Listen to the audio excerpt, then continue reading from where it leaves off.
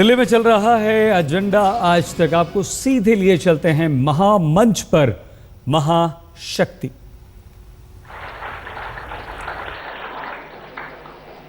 सुषमा स्वराज जी, बहुत कम लोग जानते हैं सुषमा स्वराज जी के राजनीतिक जीवन में जब उनका पन्नों को पलटना शुरू कीजिएगा तो आपके जहन में आ सकता है कि शायद ये सबसे कम उम्र की कैबिनेट मिनिस्टर थी। सिर्फ 25-26 बरस की उम्र थी उस समय ये कैबिनेट मिनिस्टर हो गई थी स्टेट में।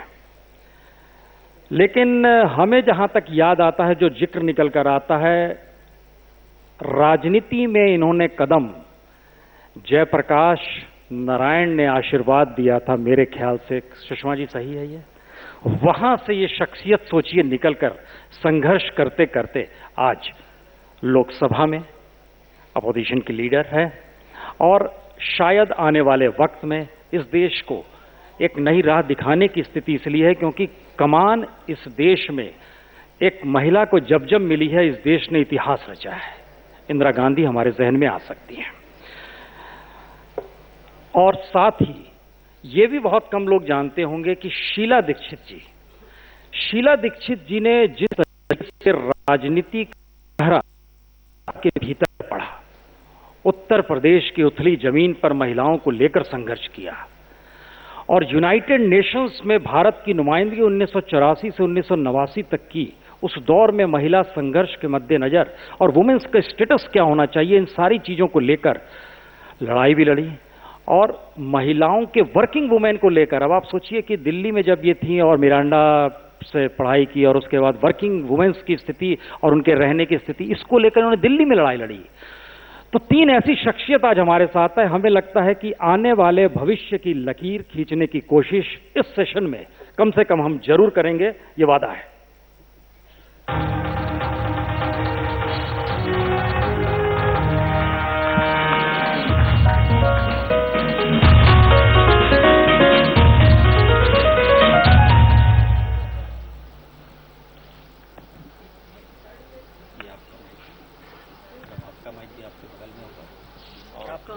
हाँ जी, माइक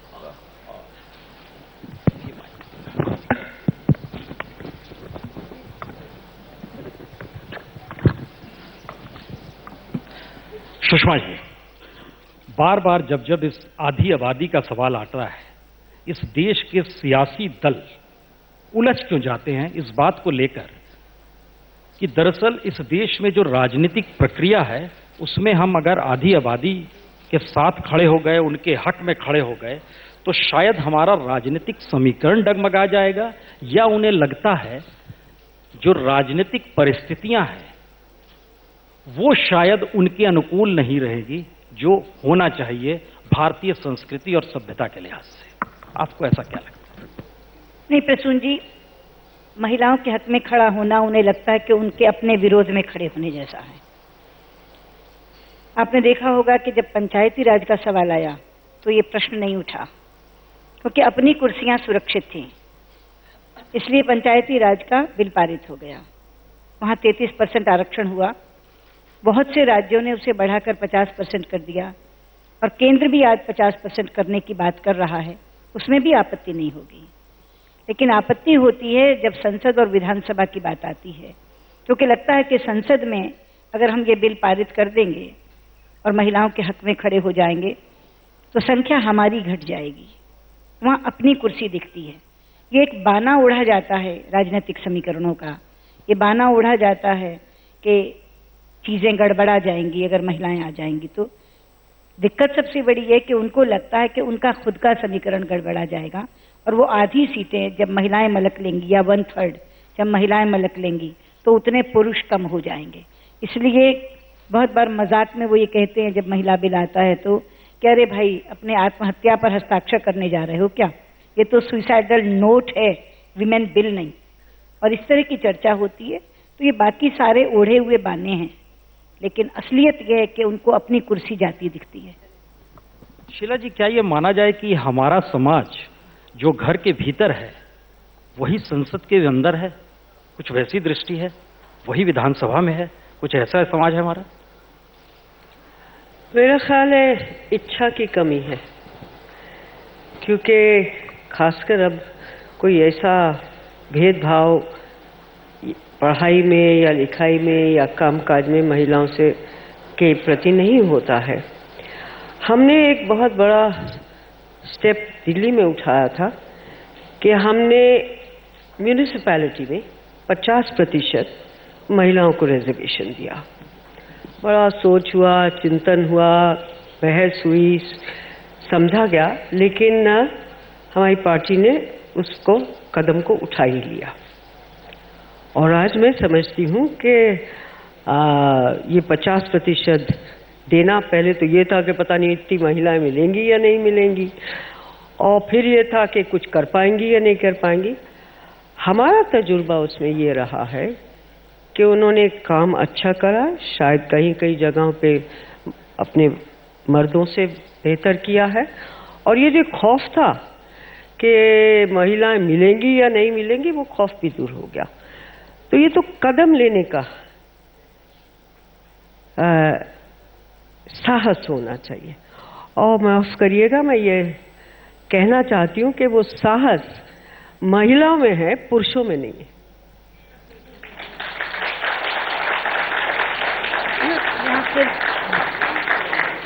सिर्फ थोड़ा सा शीला जी को जवाब दे दूं कि जो बात आपने की वहाँ 50%, आप महिला मुख्यमंत्री थी, आपने की, लेकिन मुझे ये भी कहने में गर्व है कि भारतीय जनता पार्टी के सारे जो पुरुष मुख्यमंत्री थे उन्होंने भी ये साहस दिखाया। मध्य प्रदेश में भी 50% हो गया है, नगर पंचायत में भी, नगर पालिकाओं में भी, छत्तीसगढ़ में भी हो गया है।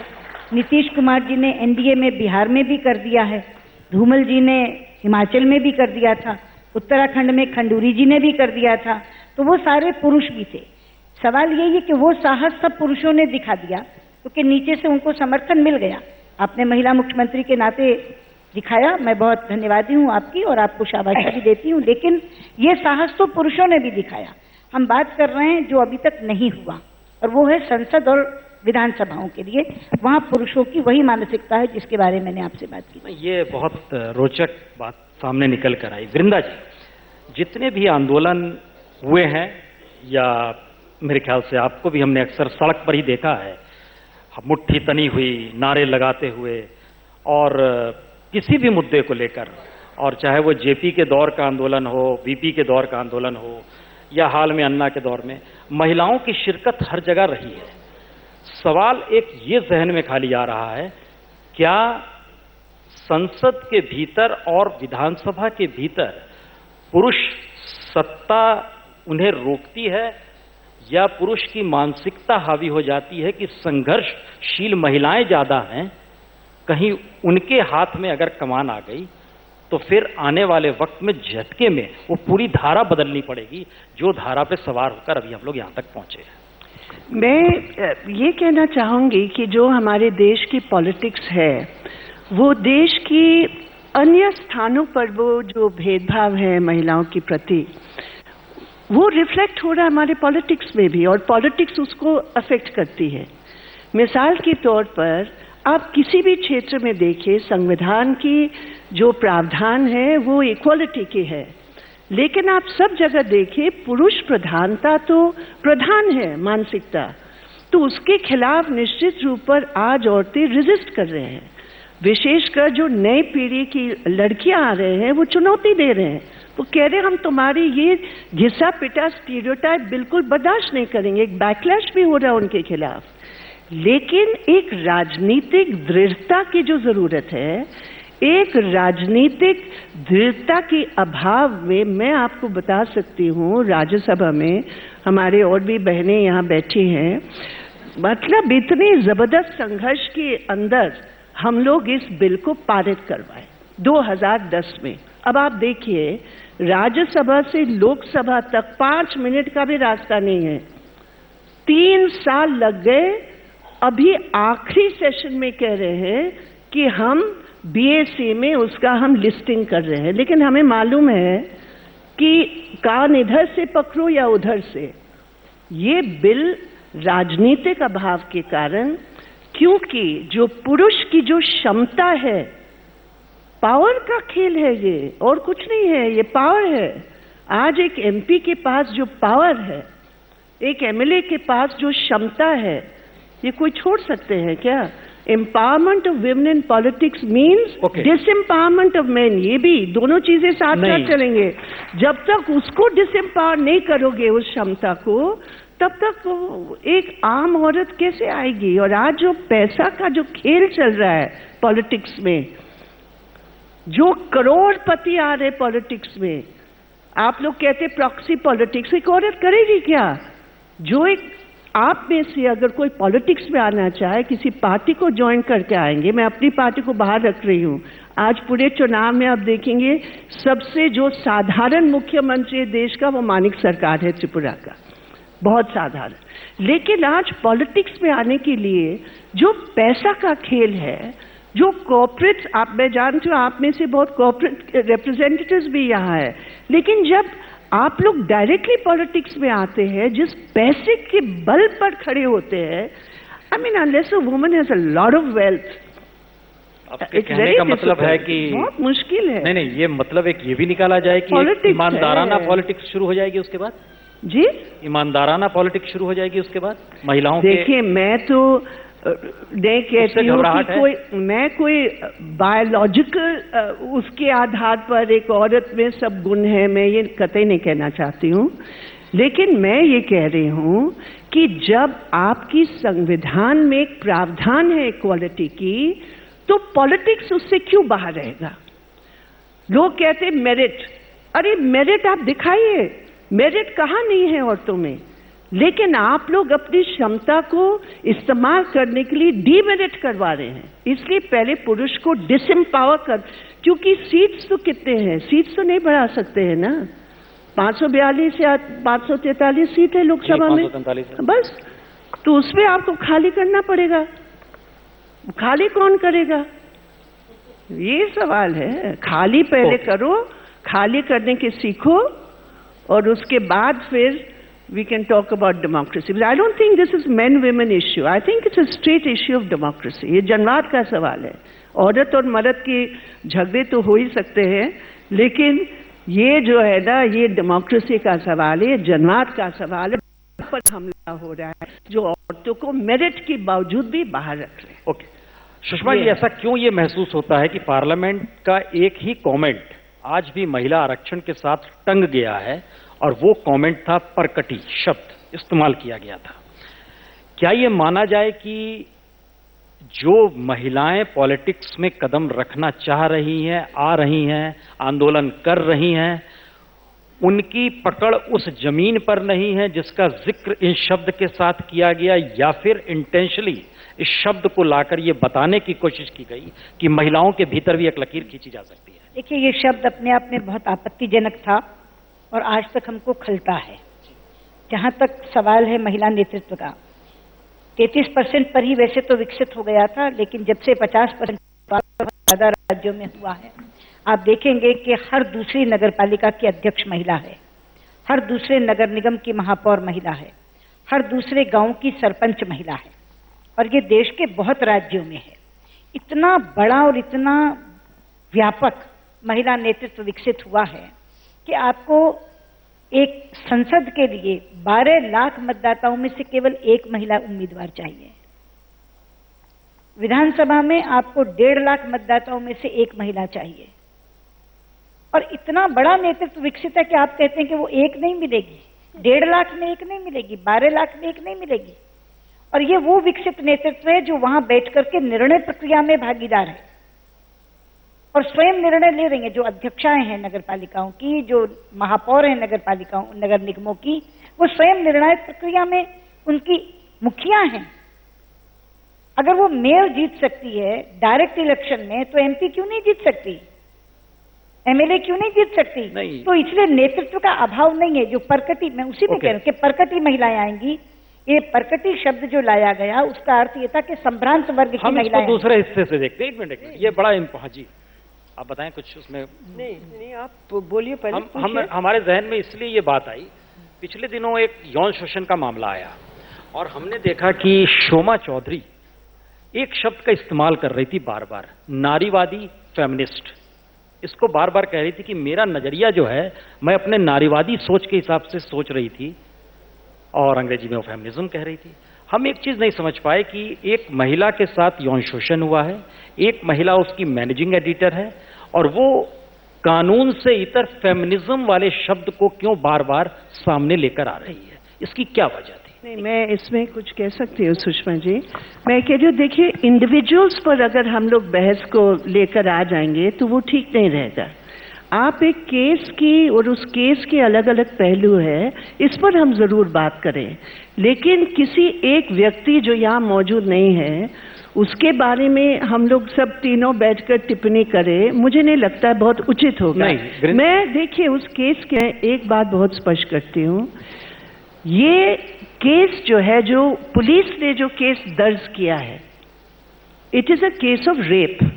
जो नए कानून का गठन हुआ है वो केस ऑफ रेप है, और रेप के आधार पर जो लॉ की जो प्रक्रिया है वो होंगे। अलग अलग लोगों की इसके बारे में अलग अलग प्रतिक्रियाएं हैं। हमने बिल्कुल स्पष्ट कहा कि it was a correct step taken by the Goa police.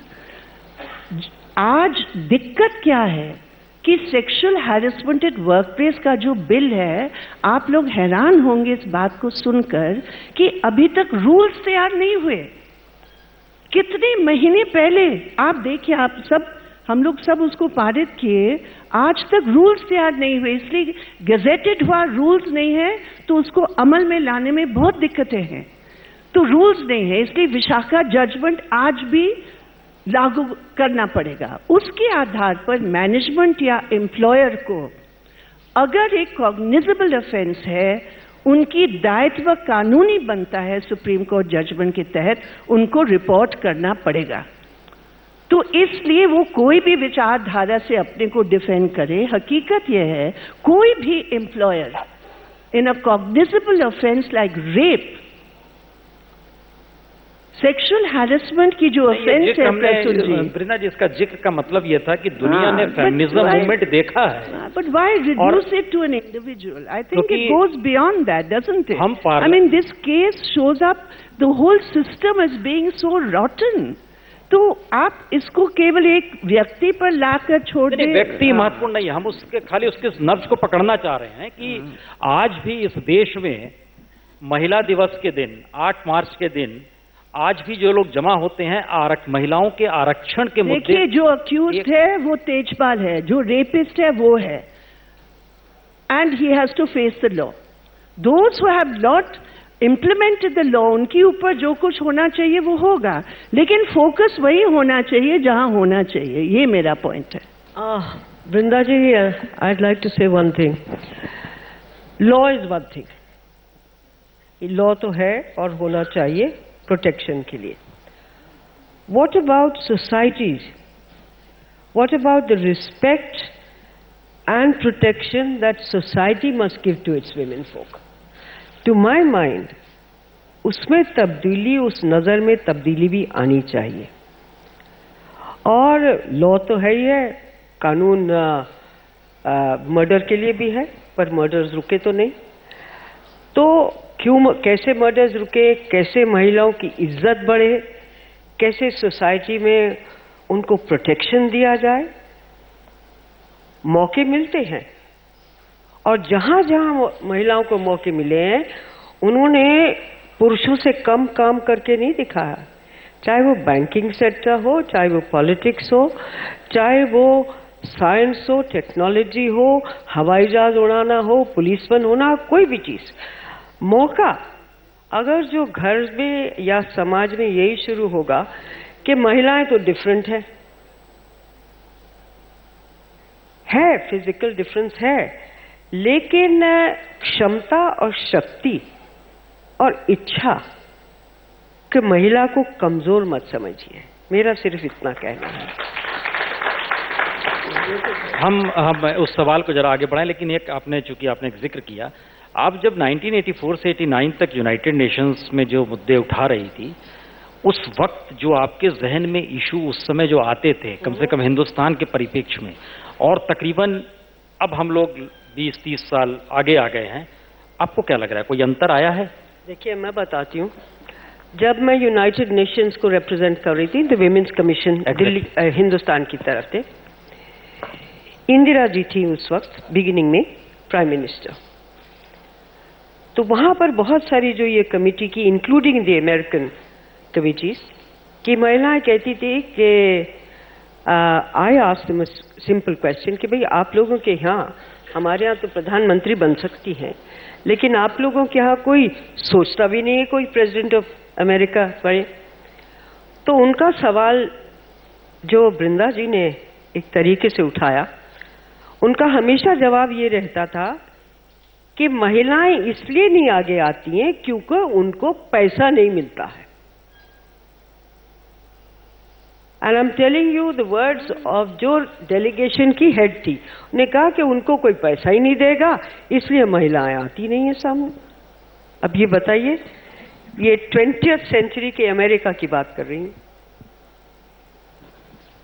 इस सवाल को और आगे बताएं। एक जानकारी और हमको लगता है इस जगह पे लोगों को दे दी जाए। जो पहली बार भारतीय फिल्म मदर इंडिया ऑस्कर के लिए भेजी गई थी, ऑस्कर तो नहीं मिला था, लेकिन दुनिया के 5 बेहतरीन डायरेक्टर्स ने उस वक्त जवाहरलाल नेहरू को चिट्ठी लिखी थी और उसमें इस बात का जिक्र किया था, हिंदुस्तान की महिलाओं को संदर्भ लेते हुए, कि उनके सशक्तिकरण और बाकी एस्पेक्ट में क्या काम किया जाना चाहिए। उस फिल्म का ये असर इंटरनेशनली हुआ था फर्स्ट टाइम। ये बहरहाल हम जी प्रसून, ये जो आपने बात कही है कि महिलाओं की ताकत और मदर इंडिया की आपने ये बात रखी है, मैं इस बहस में एक और मुद्दा जोड़ना चाहूंगी आपकी इजाजत से, कि मदर इंडिया फिल्म में वो औरत की शक्ति तो थी और नरगिस की जो भूमिका रही, it was absolutely the most amazing performance. लेकिन काम के सवाल पर, खेती के सवाल पर, पूरे परिवार की जिम्मेदारी लेने के सवाल पर, और औरत और काम की जो आज हमारे देश की स्थिति, आखिर जब हम इंडिपेंडेंस की बात करते हैं, जब पैसे की बात करते हैं, तो इसमें एक बहुत बड़ा आधार है कि औरत की इकोनॉमिक इंडिपेंडेंस। हम कोई भीख नहीं मांगना चाहते हैं, हम कहते हैं, और प्रॉपर्टी का जहाँ तक हिस्सा का सवाल है, कुछ लोगों के पास प्रॉपर्टी है अधिक, हमारे देश के 80% लोगों के पास मतलब 20 रुपया से ज्यादा खर्च करने की नहीं है कंजम्पशन एक्सपेंडिचर, तो वो छोड़िए। लेकिन जो काम है आज, क्योंकि मेरा जो काम है वो अधिकतर महिलाओं के बीच, आदिवासियों के बीच, बहुत रूरल एरियाज में है, मैं आपको एक बहुत ब्रीफली एक मिसाल देना चाहती हूँ। विदर्भ इलाके में जहाँ सुसाइड्स होते हैं, एक बार मैं सड़क से जा रही थी, रुकी, मैंने देखा 3 महिलाएं खड़े हैं, पत्थर तोड़ रहे हैं। मैं उनसे बातचीत करने के लिए उनकी जिंदगी के बारे में, मुझे जो पता चला कि एक ब्रास है 120 to 125 बिग स्टोन्स, तो वो उनका काम है, वो पत्थर तोड़ते हैं। एक स्टोन को तोड़ने के लिए उनको लगभग 50 बार बड़ा एक हथौड़ा है उनको मारना पड़ता है। 50 बार जब मारेंगे तो एक छोटा चिप बनेगा, 8 मिलीमीटर्स का चिप उनको बनाना पड़ता है। हमने जब हिसाब लगाया तो दिन भर 10 या 12 घंटा काम के बाद 5000 बार उस औरत को उस 15 या 20 किलो का बड़ा हथौड़ा लेकर उनको मारना पड़ता है, और तब उनको मिलेगा 100 रुपया, और उस 100 रुपया में उनको 15 या 20 रुपया उस हथौड़ा का किराया के लिए देना पड़ेगा। हम कहते हैं आपको एक कंस्ट्रक्शन, आज अगर आप फिगर्स देखिए जो लेटेस्ट फिगर्स आए हैं, the greatest increase in women's work is 2 sectors, construction और डोमेस्टिक वर्क। डोमेस्टिक वर्क की जो हालत है आपने देखी, दिल्ली में ही उस आदिवासी बच्ची के साथ जिसको मार मार कर एक educated woman could do that. तो औरतों के काम के संबंध में मैं ये मानती हूँ आरक्षण बिल तो है ही एक बड़ा मुद्दा, लेकिन काम की स्वीकृति और वो औरत जो पूरा परिवार चला रही है उसकी स्वीकृति हिंदुस्तान की पॉलिटिक्स में कतई नहीं है, कतई नहीं है, और ये बहुत बड़ा प्रॉब्लम है हमारे बोले। हम आपने 1-2 सवाल इसके साथ एक जोड़ना चाहेंगे, क्योंकि उत्तराखंड में पहाड़ पर जितनी भी महिलाएं रहती हैं वो जिस लिहाज से काम करती हैं, कपास की खेती में चले जाइए, चाय की खेती में चले जाइए, महिलाएं का ही योगदान है और महिलाएं ही उस श्रम को करती हैं। इसका प्रयास क्यों नहीं किया गया कि आरक्षण के प्रोसेस के पैरेलल में जो महिलाएं लगातार परिवार चला रही हैं उनको इस रूप में मान्यता मिले जो नहीं मिल पा रही है? देखिए सुन जी, मैं पहले तो ये बता दूं कि जहां तक मान्यता का सवाल है, पुरुष वर्चस्व मानसिकता कभी भी उनको अपने बराबर ला करके राजनीतिक सशक्तिकरण नहीं देती, इसीलिए आरक्षण की बात आती है। हम लोग सबने देखा है, हम लोग अपनी अपनी चुनाव समितियों में बैठते हैं और जिस समय एक महिला की बात आती है तो एक शब्द कह करके उसका आवेदन रद्द हो जाता है, जीत नहीं सकती, जीत नहीं सकती। तो बहुत बार लड़कर ये कहना पड़ता है कि जितने पुरुषों को आप दे रहे हैं वो जीत सकते हैं। आप हलफिया बयान दीजिए, लिखिए एफिडेविट कि इसकी जगह जिस पुरुष को दे रहे हैं वो जीत कर ही आएगा। कितने पुरुष हार कर आते हैं, और अगर आप उसको चुनावी समर में उतारोगे नहीं तो वो कैसे सिद्ध करेगी कि वो जीत सकती है? आपने तो ये कहकर आवेदन रद्द कर दिया, लेकिन आपको मालूम है कि ये आवेदन आने तक वो कितनी प्रक्रिया से गुजरी है? राजनीति में आना महिला के लिए आसान है क्या? पहले घर में मनाना पड़ता है, अगर कुंवारी है तो माता पिता को मनाना पड़ता है, भाई बहन को मनाना पड़ता है, ब्याही है तो सास ससुर को मनाना पड़ता है, पति को मनाना पड़ता है, बड़ी उम्र की है तो बच्चों को मनाना पड़ता है। उसके बाद नीचे मंडल, मंडल से आवेदन निकल गया जिला, जिला से निकल गया प्रदेश, और तब आपके पास आया है और आप केवल यह कहकर महज कि वो जीत नहीं सकती, अगर उस आवेदन को रद्द कर दोगे, अरे उसे चुनावी समर में उतारो। और मैं आपको बताऊं, मेरे पास एक उदाहरण है इसके लिए। सागर मध्य प्रदेश में एक विधानसभा जो कभी भी पुरुष जीता ही नहीं, हमेशा हम हारते रहे, वहां से सुधा जैन करके एक महिला का आवेदन था। हमने कहा दीजिए सुधा जी को। आज मुझे कहते हुए गर्व है, वो 3 बार लगातार जीती। हारी हुई सीट को भाजपा को उन्होंने जिताया और 3 बार लगातार जीती। तो मेरी इस बात को पुष्ट किया। लेकिन मैं एक बात कहना चाहती हूँ जो शीला जी ने कही थी, जब इंदिरा गांधी जी यहाँ प्रधानमंत्री थी तो अमेरिका में कोई राष्ट्रपति बनाने का सोच भी नहीं सकता था। एक तरफ ये पक्ष है कि राजनीति में महिलाएं नहीं आई, दूसरी तरफ हमें इस बात का गर्व भी है कि भारत और भारत के सारे पड़ोसी देशों ने महिला नेतृत्व को स्वीकारा है। और ये बहुत बड़ा तमाचा है पश्चिम के ऊपर।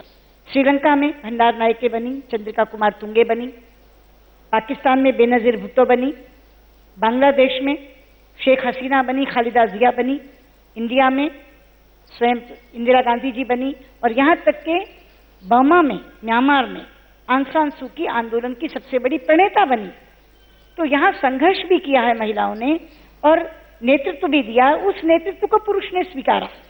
तो ये एक असंतुलित स्थिति है कि बहुत बड़े पैमाने पर वो उनको राजनीति में नहीं आने दे रहा, या विधानसभा और संसद में नहीं आने दे रहा, लेकिन इस पूरे महाद्वीप के पुरुषों ने महिला नेतृत्व को बहुत अच्छे तरीके से स्वीकारा है। वो पार्टियों की अध्यक्षा हैं। आज भी हमारे यहाँ कितनी पार्टियां हैं जिनकी अध्यक्षा महिलाएं हैं, मुख्यमंत्री महिलाएं हैं। अच्छा, एक चीज बताइए, आप जिस बात का जिक्र कर रहे हो, हमें एक घटना याद आ रही है, अपने घर की ही हम जिक्र करते हुए बताते हैं। जस्टिस गोंगली के ऊपर आरोप लगे, आपने उस दिन इस्तीफा मांगा, सुबह सुबह ये खबर आई, आपने ट्वीट किया, और सुब्रमण्यम स्वामी ने तुरंत कह दिया नहीं। मेरी मदर का उस पर डायलॉग था, ये देखिए ये पुरुष है। मैं इसका जवाब दूं? हाँ। आज सुप्रीम कोर्ट के 3 लोगों ने, पूरे पैनल ने उनको इंडाइट किया है, वो तीनों पुरुष हैं। इसलिए ये मत कहिए तो ये मसला पुरुष मानसिकता का है। नहीं तो ये मत कहिए कि सुब्रमण्यम स्वामी जी चूंकि पुरुष थे उन्होंने इसलिए कह दिया। जिन्हें एक्चुअली जांच सौंपी गई वो तीनों, उनमें 2 पुरुष थे, 1 महिला थी, रंजना देसाई, जस्टिस रंजना देसाई महिला थी, 2 पुरुष थे। लेकिन आज आया है, उनकी रिपोर्ट शाया हो गई, रिपोर्ट उजागर हो गई, और तीनों ने इंडाइट किया है। और क्या कहा है? अनवेलकम बिहेवियर, ये कहा है, अनवेलकम बिहेवियर। इसीलिए मैंने अभी ट्वीट करके दोहराया है उसको, आपके यहाँ आने से पहले मैंने ट्वीट किया है कि इस अनवेलकम बिहेवियर के लिए उनका बने रहना भी अनवेलकम है, उनको तुरंत इस्तीफा देना चाहिए। इस्तीफा तो ये मत कहिए कि पुरुष है इसलिए उन्होंने ऐसा कहा। ये दोनों भी तो पुरुष हैं जिन्होंने इंडाइट किया है। सभी पुरुषों को हम ये थोड़ी कह सकते हैं। जो हिंदुस्तान में जितने कानून भी पारित हुए हैं, आखिर पार्लियामेंट में ये पुरुष बना महिला, सिर्फ हम इस नैरो फ्रेमवर्क में सब कुछ को देखेंगे मुझे नहीं लगता है वो ठीक होगा। आखिर पुरुष प्रधान समाज में हमें भी प्रभावित करता है, हमारी भी, कई महिलाओं की भी मानसिकता इस पुरुष प्रधानता को आगे बढ़ाते हुए भी होता है। इसलिए केवल मेन वर्सेस वुमेन का जो डिबेट का फ्रेमवर्क वेस्टर्न कंट्रीज के फेमिनिस्ट मूवमेंट ने थोपने का प्रयास किया, हिंदुस्तान की महिला आंदोलन ने उसको कभी भी स्वीकारा नहीं। हमने कहा हम एक सोशो इकोनॉमिक कॉन्टेक्स्ट में जो बाकी भी प्रक्रियाएं हैं समाज में उसको समझते हुए ही हम मेन वर्सेस विमेन और विमेन वर्सेस मेन और उसके जो रिश्ते हैं वो देखते हैं। इसलिए हमारे आंदोलन, हिंदुस्तान की महिला आंदोलन आज़ादी के आंदोलन के साथ जुड़ी रही। हमारे आंदोलन का जो इतिहास है वो कभी भी एक नैरो फ्रेमवर्क में सब कुछ एंटी मेल है, ये कभी नहीं हुआ। लेकिन हाँ, पुरुष प्रधानता पर हमारा बहुत जबरदस्त वार है, इसमें तो कोई दो राय नहीं है, वो तो करेंगे, लेकिन इट्स नॉट रिड्यूस्ड टू नहीं, हम इसमें सहमत ही हैं। Versus she. I mean that's इसमें सहमति है। लेकिन शीला जी एक बात बताइए, आपका मन इतना लंबा अपने तौर पे देखा, राजनीति को देख रही हैं, एक चीज और जहन में आती है कि अक्सर जो पुरुष पॉलिटिक्स में सफल होता है वो अपनी माँ को याद करता है। हमने ये अक्सर नोट किया है। आपके जहन में अभी तुरंत आ रहा होगा कि राहुल गांधी ने भी याद कर लिया, फिल्मों का भी डायलॉग है, मेरे पास माँ है? तो ये एक तरफ नब्ज है कि महिलाओं के इमोशनल एस्पेक्ट के जरिए समाज को भावुक बना के अपने हिस्से में चीज करने की परिस्थिति है, या फिर महिलाओं को पावर देने से बचने की स्थिति है? क्या है ये, माने आप लोग के जहन में क्या आता है? इस पर मैं टिप्पणी इसलिए नहीं करूंगी क्योंकि मैं समझती हूँ कि जब से सृष्टि बनी है तब से महिला और पुरुष है, कोई नई चीज नहीं पैदा हुई है। कुछ चीजें ऐसी हैं प्राकृतिक जो महिलाओं के पास है और कुछ ऐसी हैं जो पुरुषों के पास है। और यदि हर पुरुष संकट के वक्त या किसी परेशानी के वक्त या किसी कोई कदम उठाने के पहले अगर जो माँ को याद करता है वो बड़ा स्वाभाविक माना जाता है, उसमें कोई टिप्पणी नहीं कह सकता कि ये गलत है, चाहे वो माँ पढ़ी लिखी हो या कैसी भी हो। इसी तरह से वही महिला जब कोई सहारा ढूंढती है तो वो बेटे को याद करती है, लेकिन उसके साथ साथ अगर जो इससे इमोशनल सहारा चाहिए तो वो बेटी को याद करती है। तो ये प्रकृति है, इसमें मैं नहीं समझती हूं कि हम लोग कोई आमने सामने खड़े में हैं। बोथ महिला और पुरुष अपना अपना रोल अदा करते हैं और मैं समझती हूँ उस रोल की जब अंडरस्टैंडिंग हो जाए और ये ना हो कि ये कंपटीशन हो रहा है, कंपटीशन नहीं है, कॉम्प्लीमेंट्री है। जिस दिन आप ये समझ लें कि हाँ ये दोनों चीज़ें कॉम्प्लीमेंट्री है, लेकिन कुछ कमियां आप लोगों में ज़रूर है कि महिला एक पुरुष का काम कर सकती है, पुरुष कभी महिला का काम नहीं कर सकता है। और ट्रेनिंग देना ज़रूरी है पुरुष को कि वो महिला का काम रसोई में भी सीखे, क्योंकि जब हम लोग कहते हैं ना कि इक्वालिटी, जब तक रसोई में इक्वालिटी नहीं होगा, जब तक उस सेक्सुअल डिवीजन ऑफ लेबर का जो एक लक्ष्मण रेखा खींची गई है वो कैसे बदलेगा? औरत जो है कितनी शिफ्ट करेगी? एक शिफ्ट काम करती है, एक शिफ्ट बच्चों की, एक शिफ्ट पति को खुश रखने की। तो फिर ये शिफ्ट वाली जो सिस्टम है ना, रसोई से इतर हम जिस होटल में भी हैं, रसोई में ट्रेनिंग हो, शेफ की नहीं, 5 स्टार शेफ की नहीं। हम उस पे ही आ रहे थे, हमारे घरों में कुछ ट्रेनिंग लेकर बढ़िया सी रोटी दाल बनाकर खिला दे, उतना ही बहुत है हमारे लिए। वरना हम लोग कितने शिफ्ट एक औरत को करना पड़ता है। वृंदा जी, सैटिस्फैक्शन ऑफ द पति वो तो है ही। वृंदा जी, आप दाल रोटी बना लेती हैं?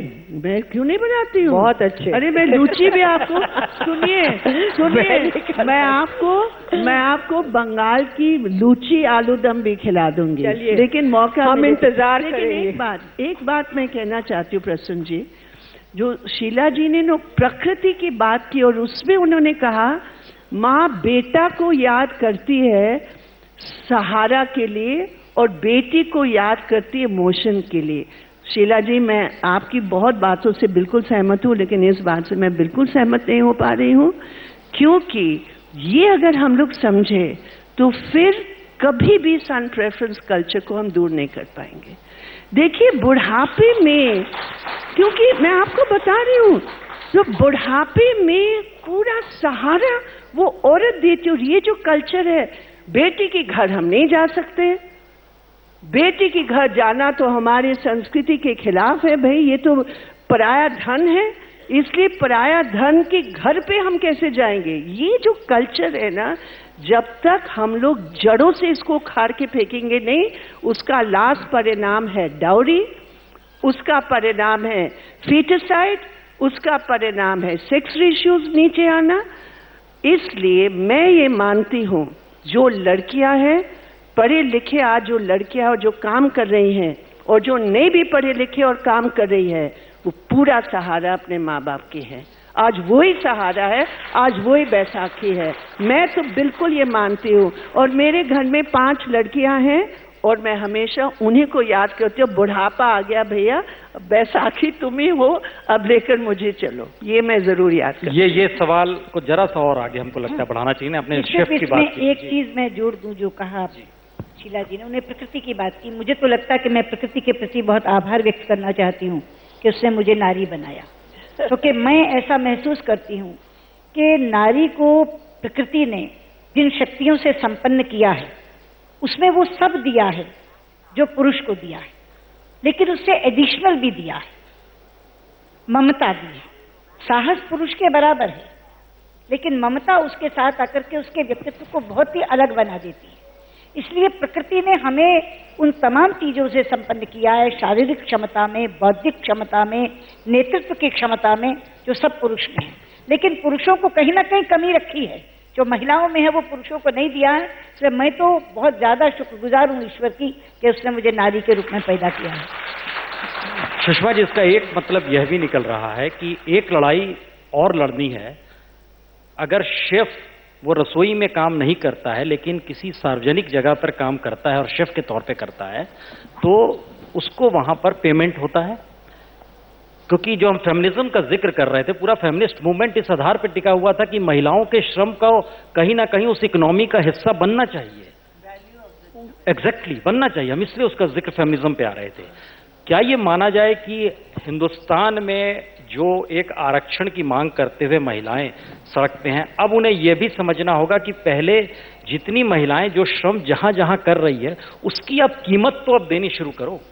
ऐसा कीमत भी मत दीजिए। मैं एक मान्यता का तरीका क्या होगा? मैं आपकी बात समझ गई, मैं आपकी बात समझ गई, लेकिन मैं उसका ये जवाब देना चाहती हूँ, वो शेफ लेकर के पेमेंट करे, जो मर्जी ले, कोई दिक्कत नहीं। हम जो बात कह रहे हैं वो ये कह रहे हैं मानसिकता में कि सपोज दोनों कामकाजी हैं और दोनों इकट्ठे घर में प्रवेश करते हैं एक समय पे काम करके, वो रोज चाय बनाती है, तो कम से कम अगर किसी दिन उसके सर में दर्द हो रहा है तो वो भी चाय बना के दे दे उसको। हमको शेफ नहीं चाहिए, लेकिन ये मानसिकता जरूर चाहिए कि अगर हम इकट्ठे घर में घुसते हैं, दोनों काम से आ रहे हैं, दोनों सुबह 9 बजे निकले थे, दोनों शाम को 6 बजे घर में आ रहे हैं, तो कभी वो भी उसके सिरदर्द वाली पत्नी के लिए चाय बना दे।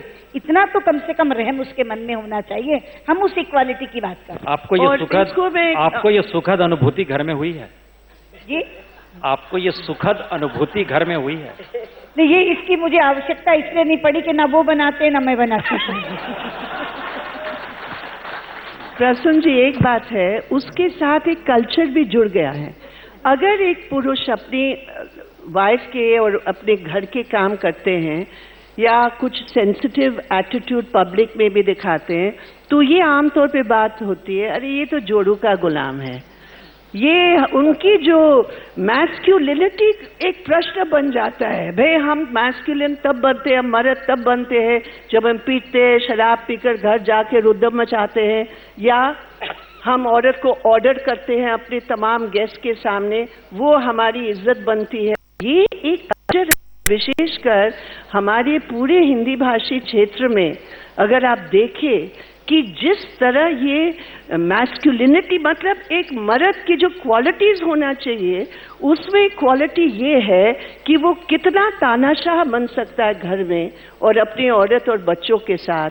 ये भी हमें कहीं ना कहीं इसको भी चुनौती, जोड़ू का गुलाम वाली बात जो है ना, इसको हमें चुनौती हम लोग देने की तीन ऐसे पॉलिटिशियंस के साथ बैठे हैं जिन्होंने बहुत संघर्ष किया है बीते 40 बरस में, सार्वजनिक जीवन में बहुत संघर्ष किया है। तो शीला जी, क्या ये माना जाए कि कोई पुरुष, कोई लड़का जब पॉलिटिक्स में आना चाहता है, उसके लिए कॉम्पिटिटिवली इजी प्ले फील्ड है बनिस्पत महिलाओं के लिए, लड़कियों के लिए? एक्सेप्टेबिलिटी ज्यादा है। और जैसे आपने कहा था कि जब महिला को किया जाता कि भैया तुम ये चुनाव लड़ो, तो आधा वक्त यही सुनने को मिलता है ये तो हार जाएगी। तो पुरुष भी तो हारते हैं ना भाई। तो वो कहीं जहन में है कि इनमें इतनी क्षमता या जीतने की वो दृढ़ता नहीं है या कमजोर है, कोई बहुत सारी बातें आ जाती। इसीलिए मैं समझती हूँ कि आरक्षण की आवश्यकता है, और जहाँ जहाँ आरक्षण दिया गया है वहाँ सफलतापूर्वक चीजें चल रही, चाहे पंचायती राज में हो चाहे वो म्यूनिसिपैलिटीज में हो। तो अब नेक्स्ट आता है कि असेंबलीज में आप कीजिएगा और असेंबलीज के बाद फिर आप पार्लियामेंट में लाइए। लेकिन सब महापुरुष जो यहाँ बैठे हुए हैं, कहीं ना कहीं उन्हें डर लगता है कि पता नहीं ये यहाँ आ गई तो फिर जो थोड़ा बहुत हमारा एक गौरव है या एक वो फील्ड है जहाँ पर महिलाएं आसानी से नहीं आ सकती, वो भी चला जाएगा। वो भय छोड़ देना चाहिए। आपके इस प्रोग्राम के माध्यम से मैं कहती हूँ, प्लीज आप भयभीत ना होइए, क्योंकि महिला एक बहुत ही एडजस्टेबल शख्सियत होती है। घर को भी संभालेगी और बाहर के कामकाज को भी संभालेगी। पॉलिटिक्स में मेरा ख्याल कोई मुझे याद नहीं आ रही है कोई सी ऐसी शख्सियत जो पॉलिटिक्स में हो, चाहे पाकिस्तान हो, चाहे बर्मा हो, चाहे इंग्लैंड हो, थैचर हो या मर्केल हो जर्मनी में, जिनको आप कह सकते हैं कि ये फेल्योर्स है। और सैकड़ों पुरुष के नाम हम ले सकते हैं कि ये फेल्योर्स रहे हैं पॉलिटिकल लाइफ में। ये एक्सेप्टेबिलिटी की वजह एक्सेप्टेबिलिटी में एक जवाब मैं कहना चाहूंगी, इस चीज को आप समझ लें। ये दिक्कत महिलाओं को केवल एंट्री पॉइंट पे आती है, पहले प्रवेश में। एक बार जब वो आ जाती हैं, उसके बाद वो जो अपना काम दिखाती हैं, और इसका मैं उदाहरण देना चाहूंगी कि जो 33% आरक्षण हुआ, उसके अगली बार जब चुनाव हुआ तो 33% नहीं आई, 35% आई। वो 33% आरक्षित सीटों पे तो पुरुष लड़ नहीं सकता, लेकिन 2% उन सीटों पर आई जिनकी सीटें जनरल हो गई थी, लेकिन नीचे से कार्यकर्ताओं की मांग आई कि हमें यही चाहिए। कलकत्ता में हमारे यहाँ 2 महिलाएं जीती थी पार्षद, और दोनों के बारे में ये आया कि आप इन्हीं को दीजिए। तो प्रश्न हम लोगों के सामने आया कि तो जनरल सीट है। हमने कहा जनरल है तो क्या है, अगर कार्यकर्ता मांग रहे हैं और जनता कह रही है इन्होंने अच्छा काम किया तो आप उन्हें दीजिए। हमने दिया और वो दोनों पुणे जीती जनरल सीट से। बाकी जगह भी आप देख लें कि जो टोटल आरक्षण है, हमेशा जो सेकंड टाइम चुनाव होता है उसमें महिलाएं बढ़कर आती हैं, कुछ ना कुछ महिलाएं जनरल सीट से भी जीत कर आती हैं। अभी आपके यहाँ म्यूनिसिपल कमेटी में, आपकी पार्टी में, हमारी पार्टी में, सब में जीती। इसका मतलब है कि दिक्कत केवल एंट्री पॉइंट की है, और एक बार वो प्रवेश पा जाती हैं तो इतना अच्छा काम करती हैं और इस सिंसियरिटी से करती हैं कि फिर स्वयं जनता और कार्यकर्ता उन्हें मांगते हैं। हम एक आखिरी दौर में ही आ गए हैं। हमारे सवाल को भी ले लीजिए ना, वो आखिरी दौर में ही आ गया। रास्ता आप संसद या विधानसभा या उसी माध्यम से निकालना चाहते हैं जहां पे पुरुष मानसिकता पहले से मौजूद है, और बिना उसके चलेगा नहीं।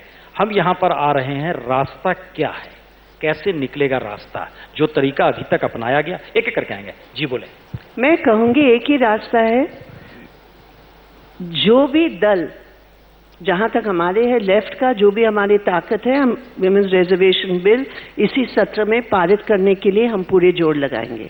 अगर हम अपने अपने पॉलिटिकल पार्टीज में ये दृढ़ता बनवा लें, तो अगर कांग्रेस, बीजेपी, लेफ्ट, क्योंकि 2/3 बहुमत की जरूरत है संवैधानिक संशोधन के लिए, तो अगर ये सब नंबर्स हैं हमारे साथ, और नंबर्स अगर है हमारे साथ, तो अगर राजनीतिक दृढ़ता के अभाव खत्म हो जाए तो इसी सत्र में ये बिल पारित होना चाहिए और इसी मंच से हम ये कहना चाहते हैं। लेकिन इसके साथ साथ एक और भी बात है कि पार्लियामेंट को भी जेंडर सेंसिटिव बनाने की जरूरत है, क्योंकि मैं जानती हूँ जब हम राज्यसभा में थे, माया जी यहाँ बैठी हैं, हम लोगों ने तय किया अक्रॉस पार्टी लाइंस, हम लोग चेयरमैन साहब के पास गए और कहा कि पार्लियामेंट में महिलाओं संबंधित जो विशेष मुद्दे हैं आप यहाँ डिस्कशन भी नहीं करवा रहे, क्योंकि बीएससी में जो मुद्दे तय होते हैं उसमें भी कोई जेंडर सेंसिटिविटी नहीं है।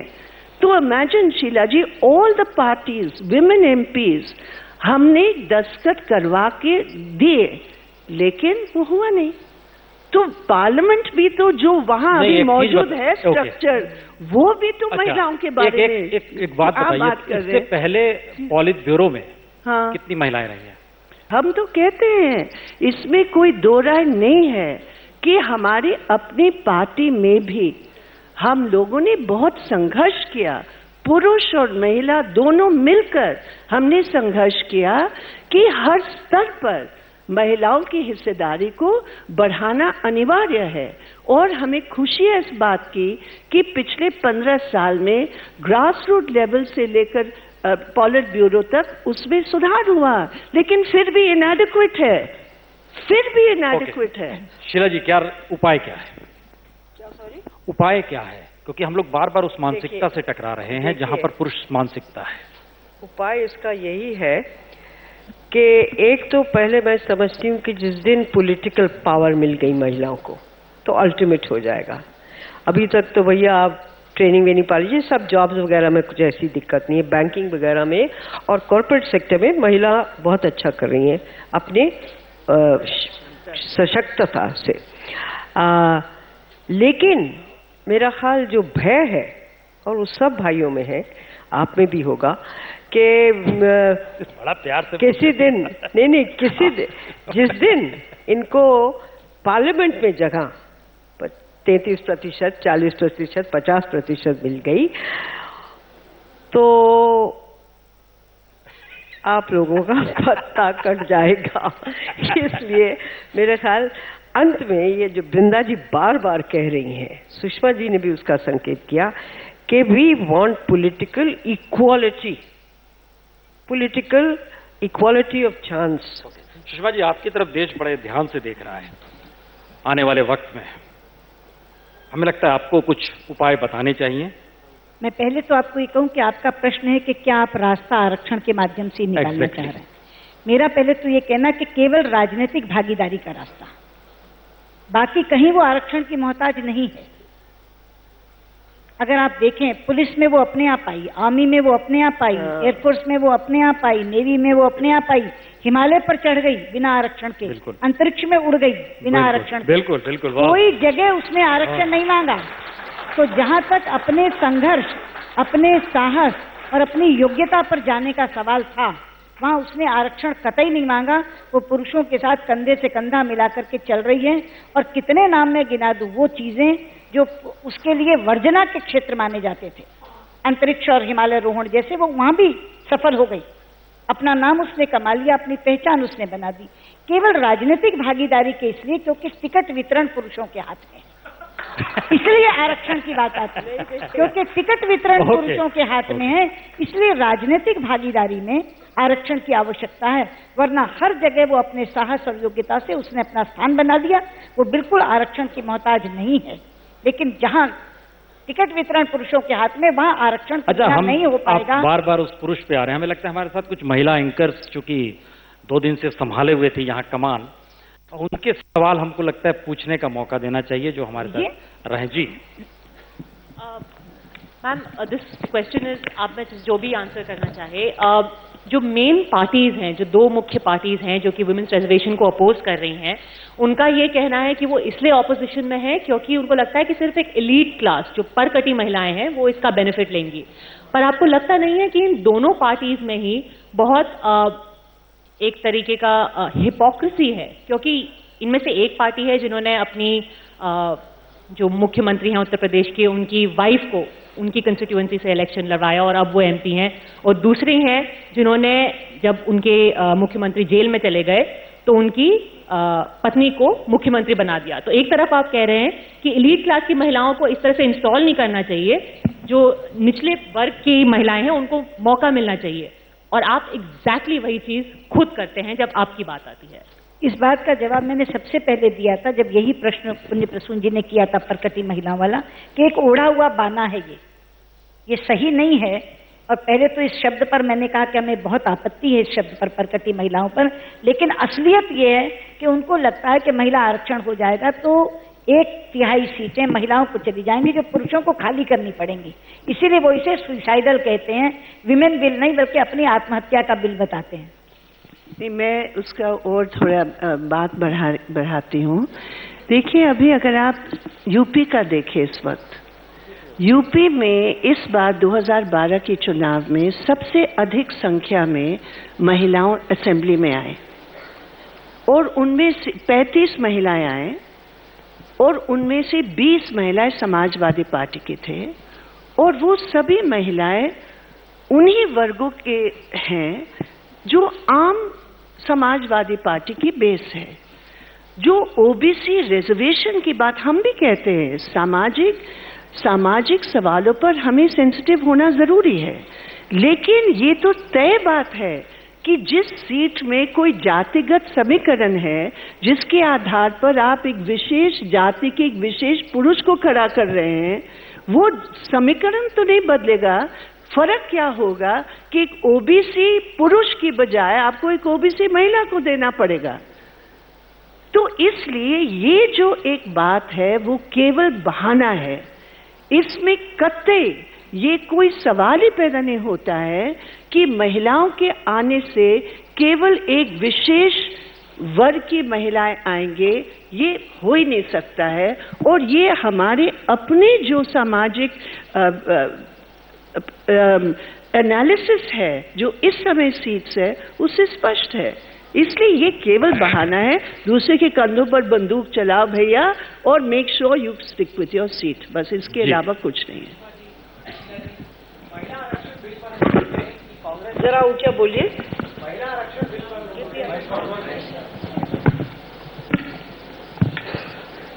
सुषमा जी, शीला जी, महिला आरक्षण बिल पर हम सुनते हैं कांग्रेस से कि बाकी पार्टियां नहीं जुड़ रही, इस वजह से पास नहीं हो रहा।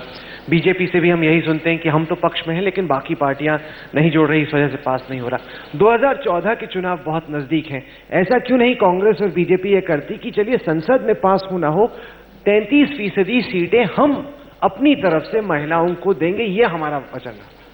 ऐसा क्यों नहीं? आप अगर ये संभव हो सकता तो आरक्षण मांगते ही नहीं हम। नहीं, इतने वर्षों से ये संभव नहीं हुआ सुषमा जी, इसीलिए आरक्षण नहीं। ये एक चर्चा चली थी एक दफा कि पहले पार्टीज अपने अंदर में सोच लें, क्योंकि ये उसका जवाब था कि भाई हमें महिलाएं 33% नहीं मिलेंगी। तो ये था कि पार्टी के अंदर आप अपने आपका मैनिफेस्टो होता है या आपके कानून कायदों के जिससे हिसाब से आप चलते हैं, उसमें पहले आरक्षण दीजिएगा तो अपने आप ऑटोमेटिकली पार्लियामेंट का असेंबली का हो जाए। नहीं सुन जी, ऑटोमेटिक नहीं दे दिया। अरे पावर तो मैं कह रही हूँ, ये बात कांग्रेस में जरूर चली थी कि पहले हम अपने आप में कर लें, उसके बाद में दूसरे, क्योंकि हमेशा यही जवाब मिलता है कि मिलेंगी नहीं महिलाएं, कैसे आएंगी, कहाँ से मिलेंगी। अब वृंदा जी ने कहा उसके ओबीसी वाले में भी आप फर्दर आरक्षण करिए, 33% उसमें दीजिए वगैरह। तो I don't know where we have to stop, where we have to start, but इच्छा इस वक्त एक अगर जो एक लाइन में कहा जाए तो इच्छा नहीं है, वो इच्छा प्रकट भी नहीं हो रही है, कोई करना नहीं चाहता। बात करते हैं सब लोग, ये भी कहती है इन्होंने लिख के दिया वगैरह, लेकिन उसको कोई सीरियसली लेता नहीं है। नहीं शीला जी, मैं एक चीज बता दूं, जहां तक पार्टी संगठन में देने का सवाल है, हमारे यहाँ ये केवल चर्चा नहीं चली, हमने इसको अमली जामा पहना दिया। हमने अपने संविधान में कर दिया कि हमारी मंडल इकाई से लेकर और राष्ट्रीय इकाई तक हुए नहीं ना, 33% हो गया। हमारे यहाँ मंडल कार्यकारिणी से लेकर राष्ट्रीय कार्यकारिणी तक भारतीय जनता पार्टी में 33% का आरक्षण है, और इसीलिए हमारे यहाँ इस समय 13 पदाधिकारी बहनें हैं और 40 मेंबर राष्ट्रीय कार्यकारिणी में हैं, क्योंकि 120 की राष्ट्रीय कार्यकारिणी है जिसमें 40 बहनें हैं और पदाधिकारी 40 हैं, उसमें से 13 बहनें पदाधिकारी हैं। तो अपने संगठन में तो हमने कर दिया, लेकिन जैसे मैंने कहा चुनाव की समिति में ये आती है बात, जीत नहीं सकती। तो फिर और अगर हम चुनाव में कर सकते तो हम आरक्षण मांगते ही नहीं, लेकिन हमको मालूम है कि चुनाव में नहीं दे सकते। नहीं, तो वही तो बात है ना, बात तो वही आ गई ना, संगठन आपने में कर दिया। एक चीज को पूरा कर दिया, लेकिन जब उसको कार्यान्वित कर गए तो आपको नहीं, मैंने कहा संगठन में कर दिया। नहीं, वही मैं कह रही हूँ ना, वहां तक कार्यान्वित कर दिया, पर जब प्रैक्टिकल आया तब कह दिया कि भाई ये जीत चुनाव में तब तक नहीं होगा जब तक आरक्षण नहीं होगा। मैं ये कहना नहीं चाह रही हूँ, लेकिन पार्टी के अंदर आरक्षण और जहाँ ताकत है, जहाँ पावर है, जहाँ स्टेट का सत्ता का सवाल है, उसमें जमीन आसमान का अंतर है। इसलिए बगैर आरक्षण का कभी होने वाला नहीं है, ये बिल्कुल स्पष्ट है। बिना आरक्षण नहीं होगा। राजीव कौन? That's it. बोलिए पार्टी में आप ये सबसे बड़े, ये जब पार्लियामेंट्री मिनिस्टर थे ना, तो हमें पता है हम इनके पास कितने बार गए, ये सारे महिलाओं के मुद्दे। और क्या राजीव, बोलिए राजीव, पहले जवाब दो। पहले तो थे नहीं, अभी हैं। सॉरी।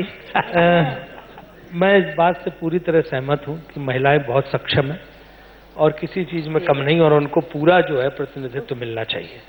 जहां तक पार्टियों का सवाल है, संगठन में तो लोगों ने दे रखा आरक्षण, लेकिन टिकट मिलने की बात होती है, वहां पे नहीं दे पाती। मेरा प्रश्न ये है कि ऐसी महिलाएं जो अपने दलों में प्रभावशाली हैं, आप देखिए तमाम ऐसे दल हैं, किसी ने प्रधानमंत्री महिला को बनाया, किसी ने पार्टी प्रेसिडेंट बनाया, किसी ने नेता विपक्ष बनाया, किसी ने मुख्यमंत्री बनाया, लेकिन ऐसी महिलाएं जो अपने दल में डिसीजन मेकिंग प्रोसेस में है, वो महिलाओं की लड़ाई क्यों नहीं लड़ती? उस बात को इम्प्लीमेंट करने का जब वक्त आता तो नहीं करती। और मैं वृंदा जी आप ही से सवाल पूछता हूँ, आपसे अच्छा कोई राज्यसभा सदस्य और पार्लियामेंटेरियन था और आपको निकाल दिया गया, जबकि 2 टर्म आपको मिलने चाहिए थे, तो आपने छोड़ दी अपनी। आपको वही लड़ाई लड़नी चाहिए थी, आपने लड़ाई नहीं लड़ी और पुरुष के लिए आपने छोड़ दी।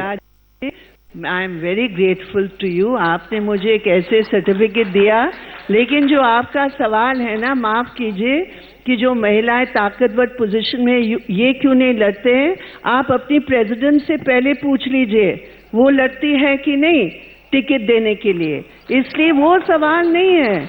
मैं इसीलिए देखिए, जैसे पुरुष खड़े हो गए तू मैमा शुरू हो गई। देखा ना आप लोगों ने, देखो हम लोग ये तीनों, देखिए राजीव एक मिनट रुक जाओ, हमारी पार्टी प्रेसिडेंट तो लड़ती है, इसीलिए तो शीला जी 15 साल से मुख्यमंत्री हैं। तीनों बैठे हैं, हम लोग सब अलग अलग पॉलिटिक्स के हैं, जमीन आसमान का अंतर है, लेकिन हाउ सिविल वी वर, हमने तो बहुत बढ़िया तरीके से बहस की, और जैसे राजीव जी खड़े हो गए बस झगड़ा शुरू हो गया।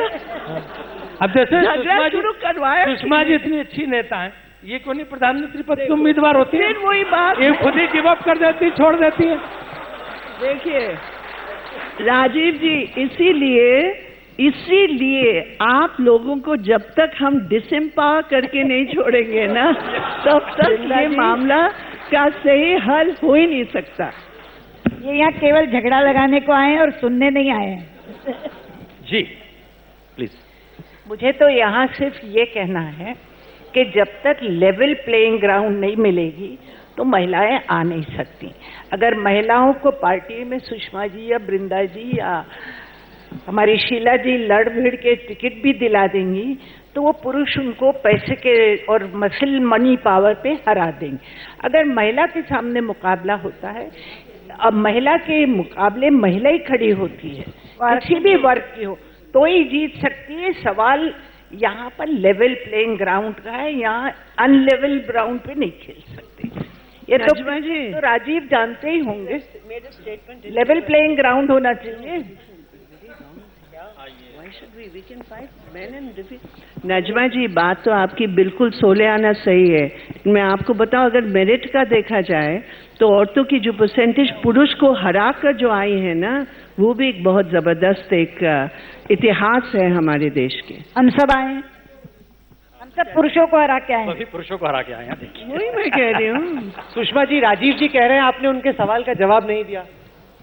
सुषमा जी, राजीव जी कह रहे हैं आपने उनके सवाल का जवाब नहीं दिया। मैंने कहा ना, ये झगड़ा लगाने आए, सुनने नहीं आए। दिया तो जवाब। ये यहाँ एक खास मकसद से आए हैं केवल झगड़ा लगाने आए हैं, फूट हमारी डालने के बहस लिए। सुनने नहीं आए हैं। फूट डालने के लिए आए। अमर सिंह जी पूछिए। अमर सिंह जी। जी अच्छा, देखिए, मैं इस प्रश्न के चक्कर में नहीं पड़ूंगा कि सुषमा जी उम्मीदवार क्यों नहीं है, ये उनके दल का मामला है। और वृंदा जी ने दूसरा सत्र क्यों नहीं लिया, ये भी वो स्वयं टिकट वितरण करने वाली संस्था से संबंध है अपने दल में। मैं तो माननीय प्रातः स्मरणीय परम आदरणीय राजीव शुक्ला जी से, जो नहीं थे लेकिन अब हैं संसदीय कार्य मंत्री, उनसे एक विनम्रता से पूछना चाहूंगा प्रश्न कि जब राजनीति की 3 प्रबल प्रखर देवियां यहाँ उपस्थित हैं, मार्क्सवादी कम्युनिस्ट पार्टी की भी, कांग्रेस पार्टी की भी, भारतीय जनता पार्टी की प्रतिपक्ष की नेत्री, जो जिनके पति समाजवादी हैं, और वो, मैं उनको बहन कहता हूँ, अपने बच्चों को कहती हैं कि इन्हें चामा कहो, अमर सिंह को चाचा भी हैं, मामा भी। तो मैं पूछ रहा हूँ इन तीनों, मैं झगड़ा लगाना नहीं चाहता, मैं ये पूछना चाहता हूँ कि जब ये तीनों तैयार हैं तो इस शीतकालीन सत्र में ये पास ही हो जाएगा, लेकिन हमारा जो पुराना दल है, जो समाजवादी दल है, वो पूरे के पूरे सत्र को और संसद को अखाड़े में परिवर्तित कर देता है, मारपीट करता है। आप नहीं थे लेकिन अब है। राजीव जी, आप ये प्रश्न का उत्तर दीजिए। ये तीनों, इन लोगों ने तो कह दिया कि हमारी संख्या है, हम करवा देंगे। क्या आप इस बात का प्रबंध करेंगे, इतने मार्शल जुटा के रखेंगे कि जब यह प्रस्ताव रखा जाए और संसद को अखाड़े में परिवर्तित करने की जो परंपरा हमारे पुराने दल की है, अगर उस परंपरा की पुनरावृत्ति हो तो संसद को अखाड़ा बनने से, उन पहलवानों से जो सांसद से पहलवान बन जाते हैं, उनसे मुक्त करके इसको आप पारित करवाने का प्रयत्न करेंगे? अमर सिंह जी, जब आप मैं एक बात कहूँ, बुरा तो नहीं मानेंगे आप? देखिए, मैं आप जब उस दल में थे, अमर सिंह जी, आप मेरे पड़ोसी भी थे राज्यसभा में, पहलवान का शब्द आपने इस्तेमाल किया, मैंने नहीं। सबसे जबरदस्त पहलवान तो आप निकले थे उस समय। अखाड़ा तो आप बनाते थे। माफ कीजिए, बुरा मत मानिए। बिल्कुल सच है। मैंने आपको अखाड़ा रोकने तो का आप भी बनाते प्रयास थे। किया। नहीं, बिल्कुल मैंने आपको रोकने का भी प्रयास किया। बिल्कुल आप सच कह रही हैं, लेकिन बिल्कुल मैंने ये पहलवानी की है। लेकिन इसका क्या मतलब है कि जागू ही नहीं, जब जागू तब सवेरा?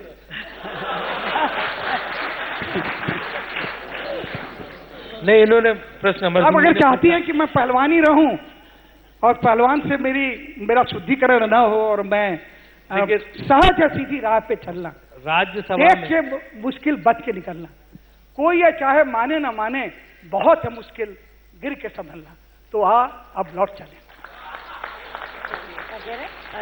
देखिए प्रसन्न जी, जो उन्होंने प्रश्न किया, राज्यसभा में मार्शल लगा के इसको पारित कराया गया, और जैसा वृंदा जी ने कहा, काफी समाजवादी पार्टी और सिर्फ समाजवादी पार्टी ने, 1-2 दल अन्य, उन्होंने भी इसका भयानक विरोध किया।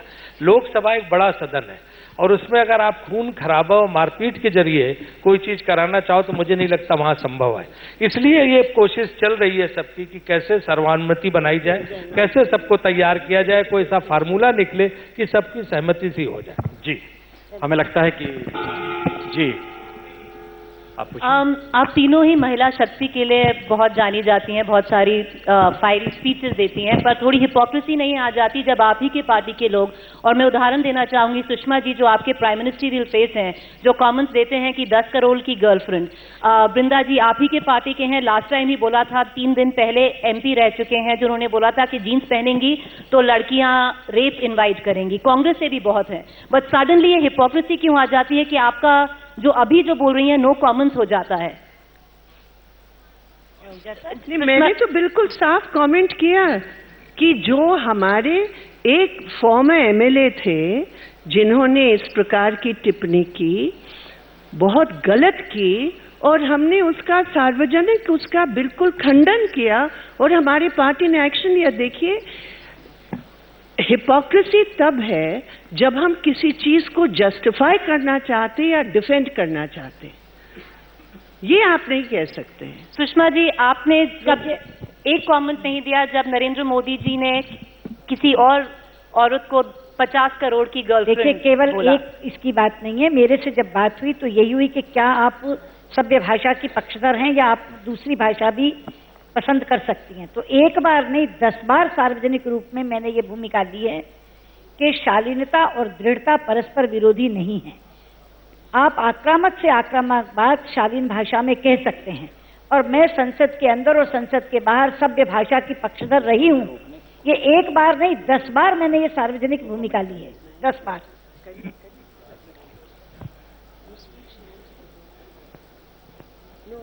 कोई महिला और प्रश्न तो सारे पुरुषों से पूछवाए आपने, नहीं, नाम पे ये कह के महिलाओं से पूछवाएंगे। हमें भी लग रहा था महिला एंकर रहेंगी ना, लेकिन हम ये लास्ट क्वेश्चन है।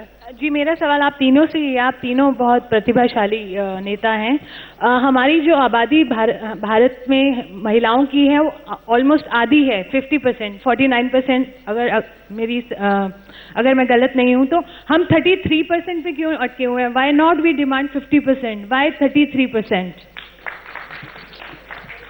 33 मिल नहीं रहा, 50 की बात कर रही तो हूँ। अगर 50 मांगेंगी तो शायद हम 33 कह रहे हैं कि उनको ये लग रहा है कि हमारी सीटें खाली करोगे। अगर 1/3 खाली करने को तैयार नहीं है तो आधी कौन खाली करने को तैयार हो जाए? शायद हम, और उन्हें डर यही है कि 33% में हम दे देंगे, बाद में ये 50 ले लेंगी खुद ही। तो अगर हम 50% मांगेंगे तो शायद 33% हमें मिल जाएगा। तो 33% ले लो। अभी मैंने कहा पंचायती राज में 33 का 35 अगली बारी हो गया, क्योंकि जनरल सीटों से भी वो जीत कर आई। उसके बाद वो 38% हो गया। आप 33% ही पहले ले लेने तो ना भैया, भांजी काहे मार रही हो 50% के? चलिए, तो हमें लगता है कि रास्ता आने वाले वक्त में आज तक एजेंडा जो लगातार चलता रहा और इस ऐसे मोड़ पर आकर हम इसको खत्म कर रहे हैं जहां महिलाओं की नुमाइंदगी नहीं है बल्कि नेतृत्व चाहते हैं कई दृष्टि से। हालांकि उसमें सेंध लगाने की कोशिश पुरुष सांसदों के द्वारा हुई है, इसी सभा में हुई है, सबने देखा है, रूबरू हर कोई हुआ है। बहरहाल, लेकिन फिलहाल अब खत्म करते हैं। और नहीं, अब बैठ जाइए, अब बैठ जाइए, अब नो मोर, अब कुछ नहीं, वक्त हो गया, अब बैठ जाइए। और बहुत बहुत शुक्रिया आप सभी का, आप लोग आए, बहुत बहुत। मैं स्टेज पर आमंत्रित करना चाहूंगी इंडिया टुडे ग्रुप के चेयरमैन और editor in chief Arun Puri का। आप सबके लिए एक छोटी सी भेंट है।